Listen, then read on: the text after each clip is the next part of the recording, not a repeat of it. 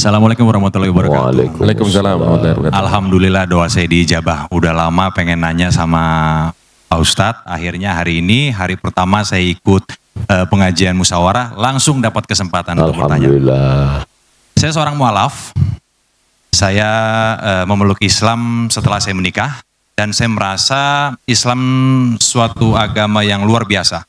Waktu sebelum saya memeluk agama Islam, saya ke gereja pun setahun sekali udah syukur. Tapi saya bertransformasi menjadi seseorang yang berusaha untuk menjadi lebih baik di Islam sampai bisa sholat 5 waktu, mempelajari yang lain-lain.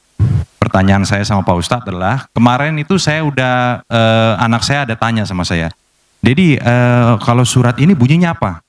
Wah, saya mulai nggak tahu nih, ya kan? Nah, saya rasa saya mulai harus belajar banyak mengenai Islam, mengenai surah dan lain sebagainya. Pertanyaan saya yang mungkin ini adalah keresahan hati juga beberapa saudara-saudara kita yang mualaf, Pak Ustadz. Bagaimana kita memilih guru yang benar? Yang pertama. Yang kedua, bagaimana kita tahu kita memilih guru? Caranya memilih guru untuk memadu kita supaya kita tidak berada di jalan yang salah. Dan kalau kita sudah memilih, yang kedua, bagaimana kita tahu kalau guru pilihan kita itu benar? Yang ketiga, saya ada sedikit tahu kalau di dalam Islam itu ada beberapa mazhab.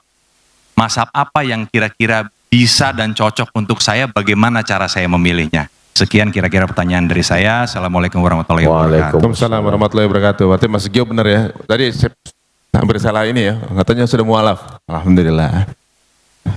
Udah. Monggo silakan Ustaz. Apa saya jawabin Ustaz?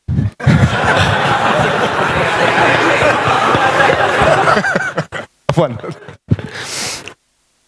Mas Gio, yang catatan amalnya masih bersih, ketika di hadapan Allah mungkin buku catatan dosa saya jauh lebih banyak. Oleh sebab itu jangan lupa doakan saya, doakan kami, doakan kita semua. Pertama, bahwa dalam Islam tidak ada holy man setelah Nabi Muhammad SAW. Tak ada manusia suci yang anti kritik, yang tak boleh diperbaiki, diluruskan. Makanya ketika Umar bin Khattab jadi khalifah, dia menangis. Kenapa? Karena dia sekarang punya jabatan tinggi, dia takut nanti sahabat tidak ada satupun yang bisa meluruskan dia. Tapi kemudian ketika ada sahabat berkata, kalau kau salah wahai Umar bin Khattab, aku yang akan meluruskanmu. Dia peluk, alhamdulillah masih ada hamba Allah yang meluruskan. Abdul Somad, manusia biasa, bisa benar, bisa salah. Main bola ada statuta yang dibuat oleh FIFA, rule of the game, aturan main. Ini outside namanya, ini goal namanya. Maka ketika orang itu keluar dari standar ini, dia tidak benar.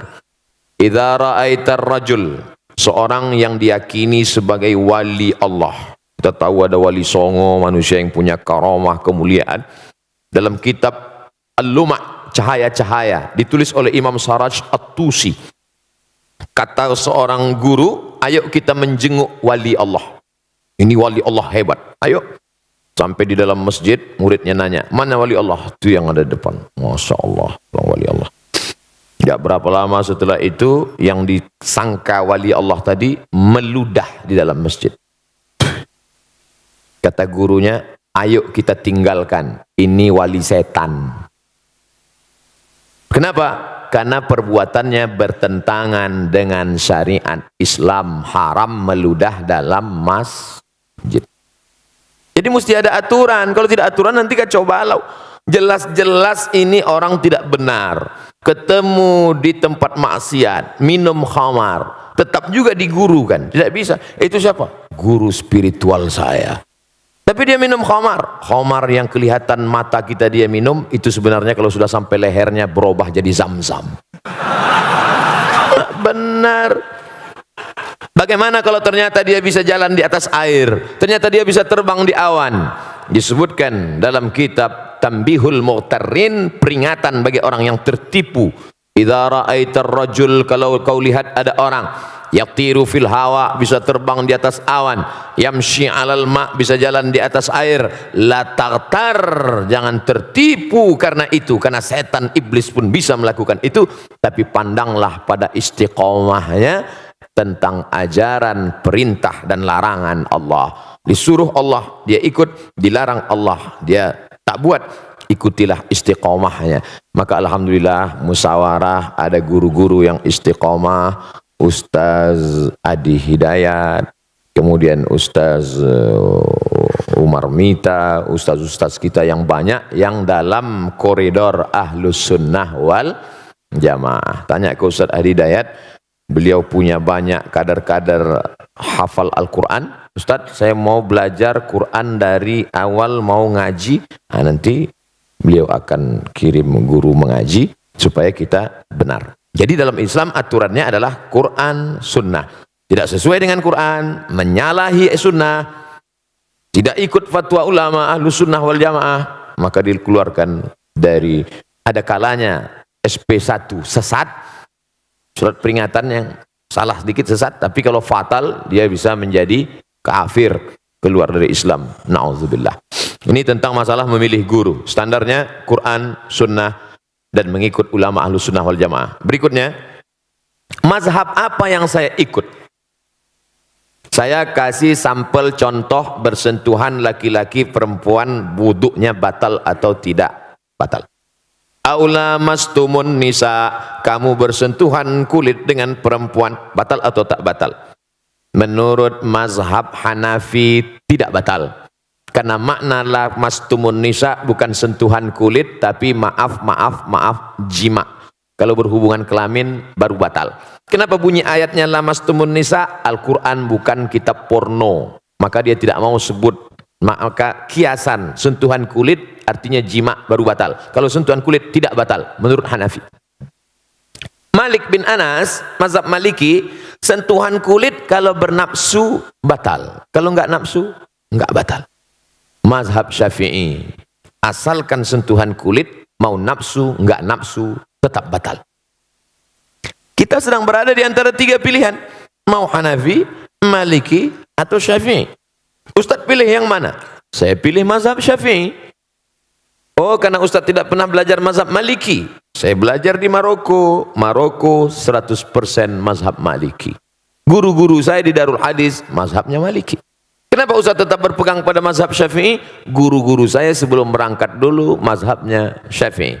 Setelah saya pulang ke tengah komunitas masyarakat bermazhab Syafi'i. Dan ada satu analisa saya, ketika saya pakai mazhab Syafi'i, saya lebih tenang dalam kasus ini. Misalnya habis bersentuhan, habis itu saya sholat, Allahu Akbar, datang setan menggoda, wudukmu batal Abdul Somad. Tidak, aku sudah wuduk. Tapi andai saya pakai mazhab Maliki, wudukmu batal Abdul Somad. Tidak, tadi kamu nafsu. Enggak, ada dikit. Tapi saya tidak menyalahkan mazhab Maliki. Karena ketika saya salahkan mazhab Maliki, berarti saya menyalahkan guru-guru saya dulu. Selama masih dalam Ahlus Sunnah wal Jamaah. Tapi jangan gara-gara ngaji begini lalu semua benar. Kamu kenapa enggak sholat? Mari kita berlapang dada menerima perbedaan. Oh, nggak bisa. Ini antara sesama sholat tapi beda. Maka kata Syekh Yusuf Qardawi, sebenarnya orang awam dia nggak punya mazhab. Mazhabnya adalah mazhab gurunya. Apa mazhab gurunya? Ya itulah mazhab dia. Kebetulan saya berguru kepada guru-guru yang bermazhab Syafi'i, maka saya ikut mazhab Syafi'i. Andai dulu saya lahir di India, di sana mazhabnya Hanafi, mungkin saya sekarang mazhab Hanafi. Andai saya dulu orang Maroko, mungkin sekarang mazhab Maliki. Tapi kemudian setelah belajar dalam beberapa tidak secara keseluruhan tentang bayar zakat pakai uang misalnya. Nah, dalam hal ini pakai mazhab Hanafi. Kalau mazhab Syafi'i mesti pakai beras. Lalu orang miskin dikasih beras numpuk. Akhirnya dia mau beli baju kan tidak mungkin pakai beras barter. Beras itu dijual juga. Akhirnya perlu uang juga. Kenapa nggak langsung aja pakai uang? Makanya Syekh Ali Jum'ah Mufti Mesir dalam kitab Al-Bayan lima yushghilul adhan mengatakan dalam masalah bayar zakat fitrah pakai uang, pakai mazhab Hanafi dan sebagian pendapat mazhab Syafi'i. Nah, jadi dalam hal ini kita berguru, ikut guru kita yang selamat dari syirik, yang selamat dari bid'ah dhalalah, yang selamat dari kesesatan, dan kita tenang beramal. Wallahu a'lam bishawab.